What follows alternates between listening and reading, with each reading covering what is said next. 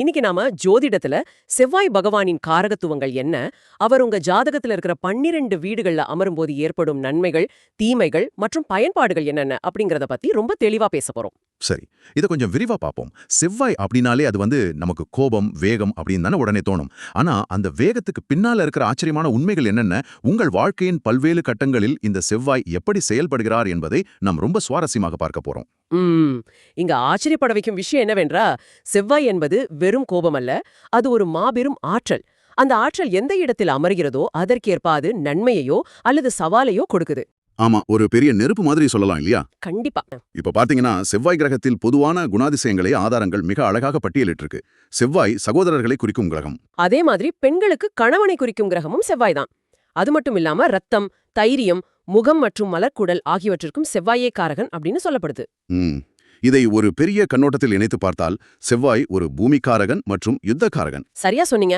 மருத்துவர், காவல்துறை, ராணுவம், உடற்பயிற்சி கூடம், காலி நிலங்கள், அடுக்குமாடி குடியிருப்புகள் மற்றும் வெடிமருந்து தொழிற்சாலைகள் ஆகிய அனைத்து துறைகளுமே செவ்வாயின் கட்டுப்பாட்டில தான் வருது. அதுபோக சில முக்கியமான ஜோதிட குறிப்புகளையும் இங்க நாம பதிவு செய்யணும். செவ்வாயின் அதிதேவதை முருகன், பரிகாரத்தலம் வைத்தீஸ்வரன் கோவில், சிவப்பு நிறம் இவருக்கு உகந்தது. ஆமா. மேஷம், விருச்சிகம் இவருடைய ஆட்சி வீடுகள். மகரத்தில் உச்சம், கடகத்தில் நீச்சம் அடைவார். இவருடைய தசா காலம் 7 ஆண்டுகள். இவருக்கு 4, 7, 8 ஆகிய சிறப்பு பார்வைகள் இருக்கு. ரொம்ப தெளிவான அறிமுகம். இப்ப நாம வீடுகளுக்குள்ள போவோம். 1 முதல் 4 வீடுகளில் செவ்வாயின் பயணம் தனிப்பட்ட குணம் மற்றும் குடும்பத்தை எப்படி பாதிக்குதுன்னு பார்ப்போம். முதலாவது இடம், அதாவது லக்னம்.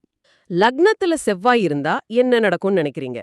லக்னத்துல செவ்வாய் இருந்தா மூர்க்கத்தனமான கோபம் வரும், உடனே உணர்ச்சி வசப்படுவார்கள். உண்மைதான். லக்னம்ங்கிறது தலை.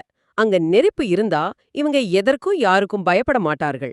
ஆனால் இந்த அவசர குணத்தால் திருமண தாமதம் வரும். கணவன் மனைவிக்குள் கருத்து வேறுபாடு வரலாம் இல்லையா? நிச்சயமா. தாயாருக்கு உடல்நலக் குறைவு கூட ஏற்படலாம். இவர்களுக்கு அடிக்கடி தலைவலி மற்றும் தலையில் அடிபடும் சூழல் வரலாம். இங்கதான் விஷயம் ரொம்ப சுவாரஸ்யமா மாறுது.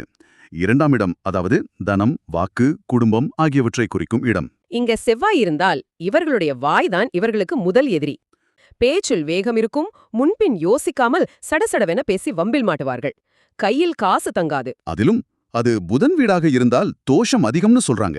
ஆமாம், பண பரிவர்த்தனைகளில் இவர்கள் மிகவும் கவனமாக இருக்க வேண்டும். வாக்குவாதங்களை தவிர்க்கணும். அடுத்து 3ஆம் இடம், தைரியம் மற்றும் சகோதர ஸ்தானம். இங்க செவ்வாய் இருக்கிறது ஒரு பெரிய பலம்னு சொல்றாங்களே. ஆமாம், இது ஒரு யோகமான அமைப்பு. அபாரமான தைரியம், நல்ல செல்வச் சேர்க்கை மற்றும் புத்திசாலித்தனத்தை கொடுக்கும். இவர்கள் வீராப்பு குணம் கொண்டவர்கள். தங்களை யார் சீண்டினாலும் விடமாட்டார்கள். ஆனா நியாயத்திற்கு புறம்பாக எதையும் செய்ய மாட்டார்கள் என்பது இவர்களிடம் எனக்கு பிடித்தமான விஷயம். ரொம்ப நல்ல குணம் அது. அடுத்து 4ஆம் இடம், சுகம், தாய் வாகனம். இங்க செவ்வாய் என்ன செய்வார்? தாயார் வழியில் சொத்துக்கள் கிடைக்கும், ஆனால் வண்டி வாகனம், வீடு அமைவதில் சிறு தாமதம் ஏற்படும். மேலும் இவர்களுக்கு படிப்பை விட விளையாட்டு மற்றும் பாடம் அல்லாத இதர தனித்திறன்களில்தான் ஆர்வம் அதிகமாக இருக்கும். உடல் அளவுல மார்பு பகுதியில வலி வரலாமே. ஆமாம், உஷ்ணம் சம்பந்தமான உபாதைகள் வரும். ஆனால் சுப பார்வையில் இருந்தால் சீருடை பணிகள், அதாவது காவல்துறை அல்லது மருத்துவத்துறைக்கு செல்வார்கள். இதுவரைக்கும் ரொம்ப அருமையா பார்த்தோம். அடுத்ததா 5 முதல் 8 வீடுகளில் செவ்வாயின் தாக்கம் எப்படி இருக்குன்னு பார்ப்போம். 5ஆம் இடம், பூர்வ புண்ணியம் மற்றும் புத்திரஸ்தானம். இது ஒரு முக்கியமான கேள்வியை எழுப்புகிறது. 5இல் செவ்வாய் இருந்தால் புத்திர தோஷம் ஏற்படும். அப்போ குழந்தைகளால் மன வருத்தம், எதிரிகளால் தொந்தரவு மற்றும் வயிறு சம்பந்தமான பிரச்சனைகள் வரலாம்னு சொல்றாங்க. உண்மைதான். ஆனால் செவ்வாய் பலமாக இருந்தால் தடைகளை தகர்த்து மாபெரும் வெற்றிகளை அடைவார்கள் அல்லவா? ஆமா, அதுவும் பெண் குழந்தைகள் அதிகம் பிறக்க வாய்ப்புள்ளது என ஆதாரங்கள் குறிப்பிடுகின்றன. இவர்களுக்கு முருக வழிபாடு மிக சிறந்தது. கண்டிப்பா. அடுத்து 6ஆம் இடம், ருண ரோக சத்ருஸ்தானம். 6இல் செவ்வாய் இருப்பது ஒரு மாபெரும் சக்தி மாதிரி. எதிரிகளை ஒழிப்பார்கள், தைரியம் கூடும், நிலப்புலன்கள் சேரும். ஆமா. ஆனால் உடல் நலத்தை பொறுத்தவரை செரிமான பிரச்சனை, இரத்த கொதிப்பு மற்றும் உஷ்ணத்தால் கட்டிகள் வரலாம். இவர்களுக்கு காம உணர்வுகள் சற்று அதிகமாக இருக்குன்னு ஒரு குறிப்பு இருக்கு. சரியா கவனிச்சிருக்கீங்க. கடன் இருந்தாலும் அதை அடைத்து முன்னேறுவார்கள் என்பது இங்க ஒரு பாசிட்டிவான விஷயம். அடுத்து 7ஆம் இடம், கலத்திரஸ்தானம். இதுதான் அந்த புகழ்பெற்ற செவ்வாய் தோஷம். இது திருமண வாழ்வில் நிம்மதியற்ற நிலையை கொடுக்கும். ஈகோ பிரச்சனைகள் வரும். தலைவலி அடிக்கடி வரும். எந்த வீடாக இருந்தாலும் சிறிய அளவிலான பிரச்சனையாவது திருமண வாழ்வில் வரும் என்பதால் இவர்கள் மிகவும் கவனமாக பொருத்தம் பார்த்து திருமணம் செய்ய வேண்டும். ஆமா, 7ஆம் இடத்துல செவ்வாய் ரொம்ப ஆதிக்கம் செலுத்துவார். அடுத்து 8ஆம் இடம், ஆயுள் மற்றும் அஷ்டமஸ்தானம். 8ஆம் இடம்னாலே கொஞ்சம் பயமா இருக்கே. இது சற்று கடினமான இடம்தான். ஆயுள் குறைவு, இரத்த சம்பந்தமான நோய்கள், இரத்த கொதிப்பு வரலாம். நிலப்பொருட்களை இழக்கும் அபாயம், வம்பு வழக்குகள், ஏன் சிலருக்கு சிறைவாசம் கூட வரலாம் என்று ஆதாரங்கள் எச்சரிக்கின்றன. ஆமா, இவர்களின் கண், முகம் போன்ற பகுதிகளில் கவனம் தேவை. வீண் விரயங்களை தவிர்க்க நிதானம் மிக முக்கியம். கோபத்தை கட்டுப்படுத்தணும். இப்போ நாம கடைசி பகுதிக்கு வந்துட்டோம். 9 முதல் 12 வீடுகளில் செவ்வாயின் ஆளுமை. பாக்கியம் முதல் விரயம் வரை எப்படி இருக்குன்னு பார்ப்போம். 9ஆம் இடம் பாக்கியஸ்தானம். தந்தைக்கு ஆரோக்கிய குறைவு அல்லது தந்தையோடு கருத்து வேறுபாடு வரும். ஆனால் ஜாதகர் ஜோதிடத்துறையிலும் பிறருக்கு போதனை செய்வதிலும் சிறந்து விளங்குவார்னு சொல்றாங்க. ஆமாம், தந்தை சற்று கோபக்காரராகவும் ஆன்மீக பற்றுள்ளவராகவும் இருப்பார். ஜாதகருக்கு நிலப்புலன்கள் சேரும். அடுத்து 10ஆம் இடம் கர்ம மற்றும் ஜீவனஸ்தானம்.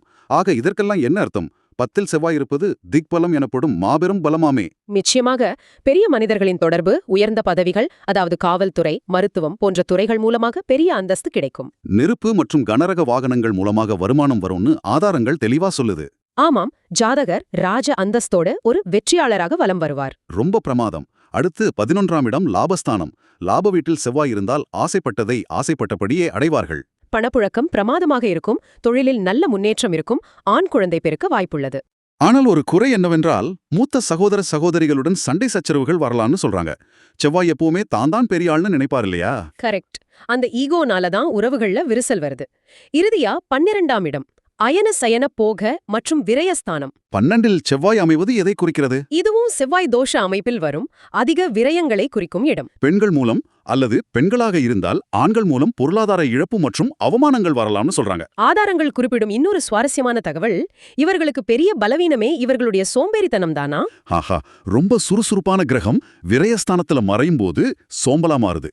அது மட்டும் இல்லாம கண்களில் குறைபாடு, விலங்குகளால் ஆபத்து வரலாம், பயணங்கள் அதிகம் செய்வார்கள். ரொம்ப சரியா தொகுத்து வழங்கிட்டீங்க. உங்களுக்கு வழங்கப்பட்ட ஆதாரங்களை வைத்து பார்க்கும்போது ஒன்று மட்டும் தெளிவாக புரிகிறது.